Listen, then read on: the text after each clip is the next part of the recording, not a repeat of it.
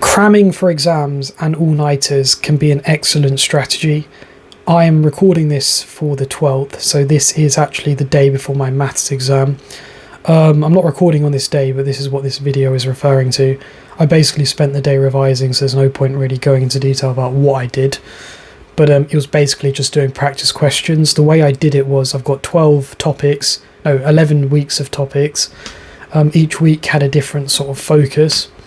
I did a random number generator from 1 to 11 for about 12 hours of the day. I kept generating random numbers.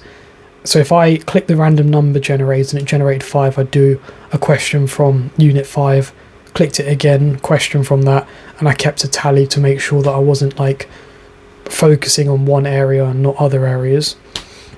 But that's what I spent the day doing. But I was up quite late doing that, and I think I only got about 4 hours of sleep. And I just want to say that cramming does work, but there's this whole like thing of like, oh, you're better off on a good night's sleep, like you're better off sleeping, and you'll do better if you're well rested compared to if you cram. And it's the biggest bullshit that I've ever heard, right? Because people are saying, oh, your memory retention is better if you sleep. Yeah, absolutely. But if you haven't even committed the information to memory in the first place, how's sleep going to help you? Like, how sleep is just going to help you recall stuff which you don't have in your brain. So that logic is like absolutely stupid. Like, I'm telling you, if you've got an exam and you haven't revised, spend the night revising and try and sleep like 3 hours. I'd say 2-3 hours. You need some sleep, because otherwise you're going to be a complete zombie.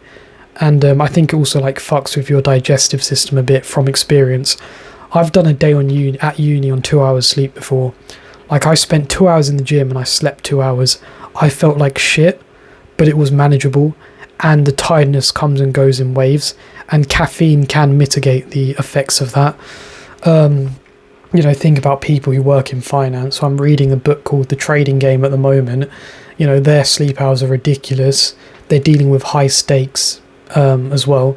Like, they need to focus. It is possible with caffeine. But it's difficult. Like, people shit on people who pull all-nighters, but I feel like some of them actually deserve respect. Now, I don't pull all-nighters that often. I have.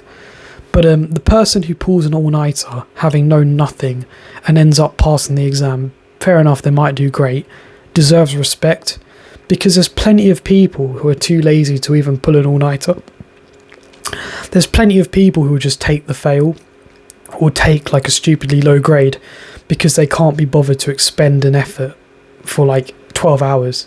They can't be bothered to put in effort for 12 hours and really grind. But there are some people who don't want to fail, and they do put in a shift, and it's taxing, they want to quit, but they keep going because they know the exam's important. I think they deserve some respect and some praise for what they're doing. They're a bit of an idiot for putting themselves in that position, but still, like, choosing the hard option to get somewhat of a result is always the best course of action, in my opinion. But yeah, back to my point really. So I was on little sleep, but the thing is, right, if you do a question during your all-nighter and the same question with different numbers appears on your maths exam, then the all-nighter was worth it, because you went through the question, you figured out how to do it. Comes to the exam, you just do the question based on what it told you to do in the mark scheme. It's absolutely worth it, right? You're better off seeing the question than trying to recall the facts to put together an answer. And it's part of the system as well. Like, exams aren't designed to see how competent you are in your field. They're designed to see how well you can answer exam questions, really. So your best course of action is just learning how to solve the exam questions and learning the actual theory as you go along in university. But yeah, so if you need to pull an all-nighter, pull an all-nighter. And if you're worried about thinking, oh, it's going to affect my exam performance, yeah, it will affect your exam performance, sure, because you're tired. But I'm pretty sure it won't affect your exam performance more than not knowing the fucking content for the exam in the first place. Every time I've done it, it has paid off, but you need to be smart with it. Like, don't be an idiot.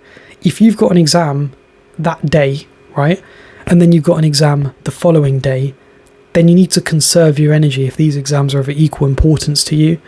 Like, instead of doing no sleep for the first exam and then expecting yourself to do it again, just do 3 hours and like 4 hours of sleep or something, or 5 hours of sleep and like 4 hours of sleep, just to make sure that you're not completely dead for that second exam, and you've got the best of both in some regards. But yeah, and also as well, like, don't be an idiot with the caffeine. Like, you don't need fucking energy drinks, which I've done in the past, by the way.